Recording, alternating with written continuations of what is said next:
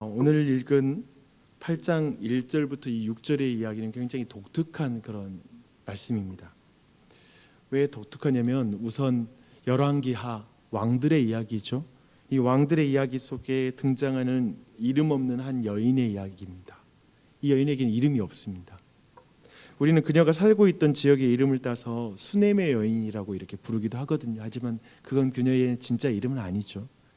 사실 성경은 수넴의 여인이라는 이런 표현을 쓰지는 않습니다. 그보다는 오늘 8장 1절에 있는 것처럼 하나의 사건을 통해서 그녀를 소개하고 있습니다. 8장 1절에서 말하는 것처럼 열왕기하 4장에서 엘리사가 그녀의 아들을 다시 살려줬기 때문에 엘리사가 이전에 아들을 다시 살려준 여인이라고 이렇게 부릅니다. 여인은 무명의 여인입니다. 정말 흥미를 끄는 것은 4장에 이렇게 등장했던 그 여인을 다시 8장에서 다시 소환하고 있다는 것입니다. 사실 이렇게 한번 사건이 끝나고 나서 뒤에 다시 한번 그 사람을 언급하는 그런 기사는 거의 찾기가 힘듭니다. 그런 의미에서 매우 특별한 기록이라는 것이죠. 이제 왕상의 마지막과 왕하 전반부, 이제 앞에 내용을 좀 보면요, 사실 엘리야와 엘리사에 의해서 압도적인 사역으로 전체 모든 이야기가 진행되는 그런 내용이 앞에 벌어지고 있습니다. 성경 특별히 엘리사와 관련해서는 수많은 이적들을 나열해서 이렇게 보여주고 있습니다. 4장에는 유명한 여인들이 등장하고 있는데요. 먼저는 선지자 남편의 죽음으로 과부가 되어서 경제적 극빈층으로 이래 떨어진 한 과부의 이야기가 나오고 있습니다. 그에게 남은 것은 유일한 재산이 뭐냐면 기름밖에 없어요. 근데 그 기름을 통하여서 이웃에게 이제 빌린 그릇들에 채우라고 하는 이런 명령, 엘리사의 명령 가운데 이제 그녀가 순종하여 기름을 채우는 그 기사가 나오고 있습니다. 이 사건은 여러모로 엘리야가, 이제 엘리사의 스승인 엘리야가 사르밧 과부에게 행했던 그 이적과 굉장히 유사한 부분이 있습니다. 사르밧 과부에게는 이제 마지막 아들과 함께 먹고 죽으려고 하는, 이제 얼마 남지 않은 그런 밀가루와 그리고 기름이 있었죠.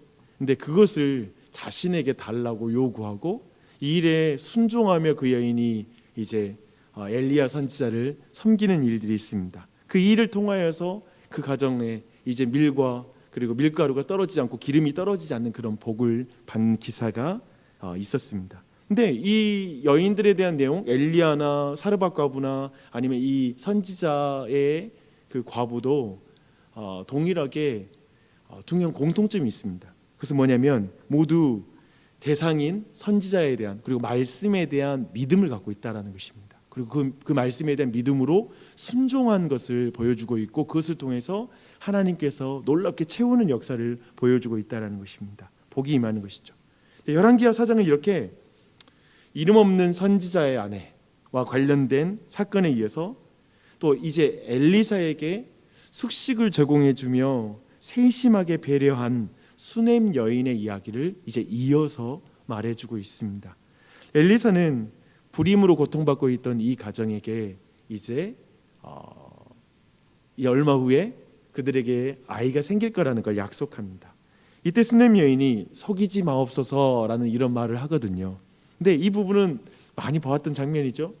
아브라함과 그리고 사라에게 천사들이 내년 이맘때에 너희가 아들이 있을 거라고 이렇게 말했을 때 사라가 보인 반응과 비슷한 그런 반응을 보이고 있습니다. 이런 성경의 의도적인 표현들은 사실 근본적으로 지금 수넴 여인이라는 한 개인의 차원에 머물지 않는다는 걸 보여주고 있는 의미가 있습니다. 약간 이것은 이스라엘과 관련이 있는, 이스라엘의 영적인 상황과 관련이 있는 것을 보여주고 있다라고 우리는 볼 수가 있습니다. 그래서 단순한 기적이 아니라 이적인 것이죠. 표적이라고 말할 수 있는 그런 내용입니다. 뭔가를 가리키고 있다는 것이죠. 이 사건이 보여준 것은 오직 하나님만이 생명을 주시는 분이시다라는 걸 보여주는 것입니다. 그래서 그 당시에 이스라엘은 다시 한번 오직 생명을 주시는 분이 하나님밖에 없다는 사실을 수넴 여인을 통해서 다시 한번 바라봐야 하는 그런 교훈을 얻을 수 있다는 것이죠. 이제 그리고 나서 4장 18절부터 이어지는 내용은 이제 이 아이가 어느 날 극심한 두통을 호소하는 가운데 결국 죽는 일이 벌어집니다. 불임으로 고통을 받다가 또 육체적으로 전혀 소망이 없을 때 아들을 얻은 그 노 부부에게 이건 얼마나 큰 충격이었겠어요. 그렇죠? 경황이 없었을 거예요. 근데 그 아들이 죽었을 때 정말 이 여인은, 수넴 여인이 정말 극도로 침착한 자세를 취하고요. 그래서 먼저 냉정을 찾고 아들을, 평소에 그 지역을 지날 때 항상 엘리사가 머물렀던 엘리사를 위한 방이 있거든요. 그 방에 엘리사가 누웠던 침대 위에다가 아들을 눕혀놓고 약 24km 정도 떨어진 엘리사가 살고 있는 갈멜산으로 갑니다. 여기는 오직 엘리사가 이 모든 문제를 해결해 줄 것이라고 생각하면서 가는 것입니다. 근데 어떤 믿음을 가지고 갔는지는 궁금해요. 뭐냐면 엘리사가 다시 아들을 살릴 수 있을 거야 라는 어떤 믿음을 가졌는지 우리는 모르지만 정말 어떤 놀라운 믿음을 가지고 오직 엘리사만이 이 모든 문제를 해결할 수 있다는 생각을 가지고 아들이 죽었는데도 불구하고 엘리사에게 가는 것이죠. 그리고 우리가 아는 것처럼 엘리사는 자신의 방으로 돌아와서 아이를 위해서 2번 기도하고 그 위에 또한 그 몸 위에 누워서 결국 아이들을 살려냅니다. 사실상 이 사건으로 엘리사는 엘리야와 버금가는 그런 영향력, 그리고 다시 사람을 살려내는 역사를 나타냈으니까요. 그 가운데 그런 권위 있는 선지자로 또한 인정을 받습니다. 그런데 여기서 주목할 것은 다시 한번 이 여인의 믿음입니다. 어떤 믿음을 가진 것일까라는 것이죠. 아들이 다시 살아날 수 있었다고 믿었는지 그 내용은 정확히 모르지만 오직 엘리사만을 붙잡고 있는 것, 하나님의 말씀에 이 선지자에게 모든, 이제 이 아이가 죽었음에도 불구하고 여기 하나님께서 모든 희망은 그에게만 있다는 생각을 가지고 다가가고 있다는 것이죠. 이것이 믿음입니다. 근데 이게 당시에 이스라엘 백성의 믿음과 그 당시의 왕들의 믿음과 너무 비교가 되는 거예요. 그걸 주목하셔야 돼요. 이 무명의 여인의 믿음이 그 당시에 이름 있는 왕들, 그리고 남자들, 이스라엘의 남자들, 그런 그 사람들에게 없는 믿음을 보여주고 있다는 것이죠. 그 당시의 사람들은 다산의 신인 바알과 아세라를 숭배했습니다. 그들을, 풍요의 신인 그들에게 기도하면 아이를 많이 낳을 수 있어, 생명이 그들에게 있어라고 생각하며 우상을 숭배하는 시대였어요. 그러하게 이 수넴 여인, 이를 통해서 보여주는 오직 생명이 하나님께로부터 온다는 사실을 깨달을 수가 있고요. 또 한편에 그들은 문제가 생기면 이방신에게 쫓아갔죠. 다른 어떤 나라에게 기댔죠.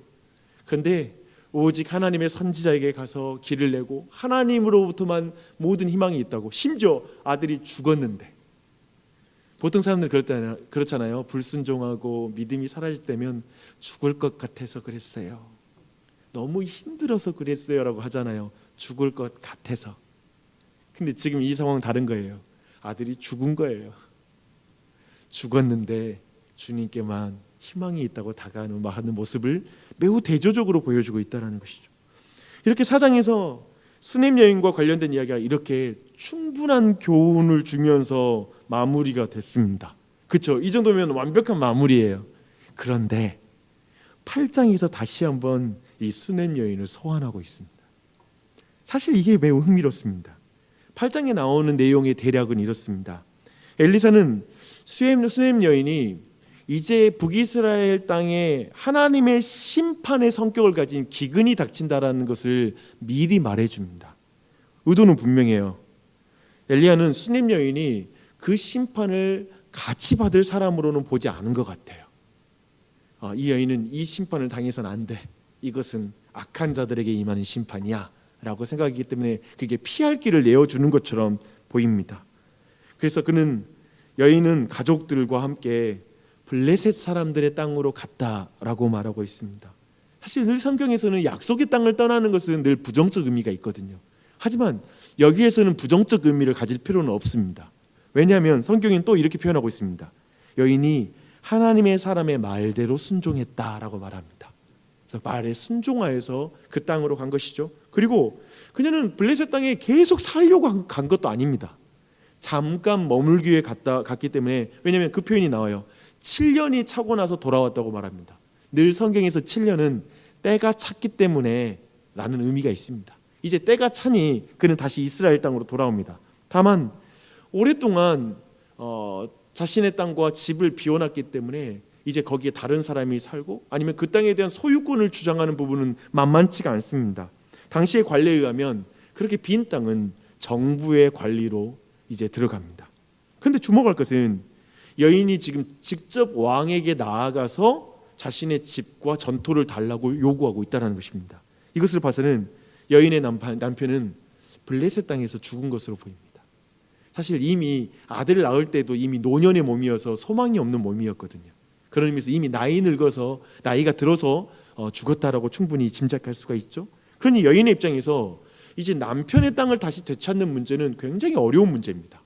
그리고 그 당시에 북이스라엘 이 땅이 워낙 완악한 땅이었기 때문에 아주 쉽게 다른 사람의 땅을 왕의 어떤 직분을 이용해서 아합 왕이 있잖아요.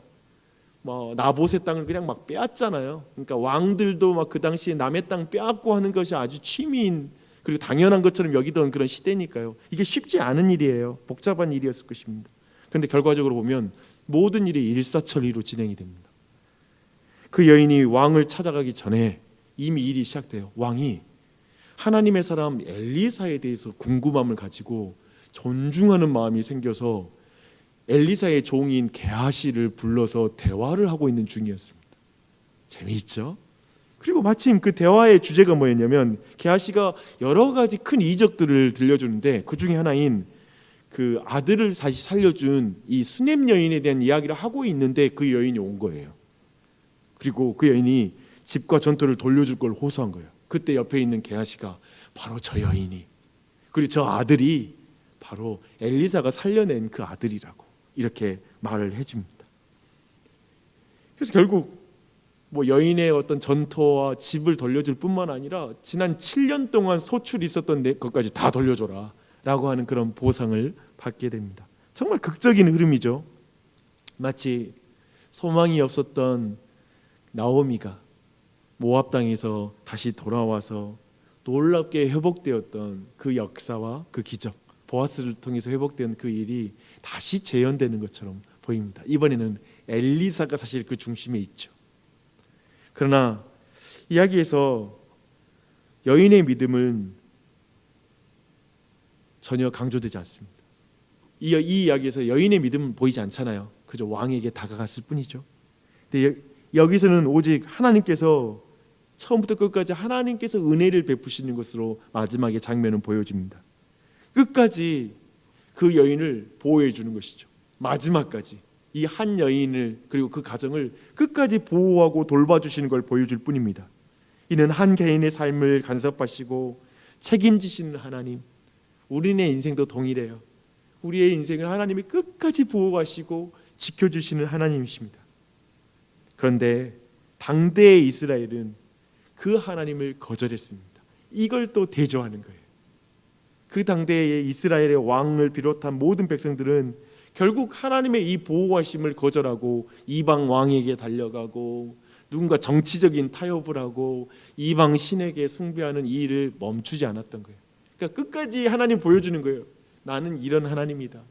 내가 끝까지 너희들을 지키는데 왜 너희들은 나를 떠나느냐라는 걸 도리어 수넴 여인, 이 이름 없는 여인을 통해서 하나님은 더 정확하게 보여주시는 것이죠. 사실 이 모든 이야기는 지금 열왕기서의 첫 독자가 누구냐면요, 포로기의 백성들이 이 열왕기서의 첫 독자입니다. 그 독자의 입장에서 보면 굉장히 새로웠을 거예요. 뭐냐면 하나님만이 생명을 주시는 분이시구나. 근데 지금 포로기에 끌려가서 아무 소망이 없잖아요. 근데 정말 죽을 것 같은 몸 가운데 생명을 주신 분이 하나님이시구나라는 그 믿음을 다시 일으켰을 것이고요. 어쩌면 자신들은 이미 죽었다, 끝장났다라고 하는 인생들이잖아요. 포로로 끌려갔으니까. 근데 주님 말씀하시는 거예요. 아니, 죽어도 이미 죽은 자도 내가 살리는 하나님이다 라는 그 마음이 그들에게 소망이 생겼을 거예요. 자신의 이름 다 잃어버리고 자기도 이름 잃어버린 완전 민족, 나라를 잃어버린 민족이니까요. 그렇지만 이 이름 없는 여인을 사랑하듯 자신들이 흩어져서 자신의 이름을 잃어버리고 계명이 되고 바벨론의 이름을 얻게 되고 하는 그 상황 속에서도 하나님이 내 이름을 잊지 않으신다. 끝까지 하나님이 우리를 보호하고 지키신다라는 사실을 깨닫고 다시 우리의 땅을 회복시킬 거야. 다시 우리 땅을 온전히 우리가 회개하고 돌이킬 때, 다시 주님 붙잡을 때 우리에게 그 은혜를 베풀어 주실 거야라는 그 믿음을 불러일으켰을 것입니다. 이 은혜를 경험한 사람은 왕도 그리고 대단한 남자들도 아니에요. 약하디 약한 여인. 이 여인을 통해 너희들이 약하디 약해 있지만, 아무것도 아닌 것 같지만 나는 약한 자를 강하게 하는 하나님이다 라고 이렇게 말씀하시는 것입니다. 여러분, 특별히 이 아침에 그 은혜를 좀 주목하면서 기도했으면 좋겠어요. 특별히 무엇보다도 수냄 여인을 주목할 때 우리가 이 여인의 믿음과 그 순종을 주목하며 그 여인의 믿음의 그 순종을 한번 간구했으면 좋겠습니다.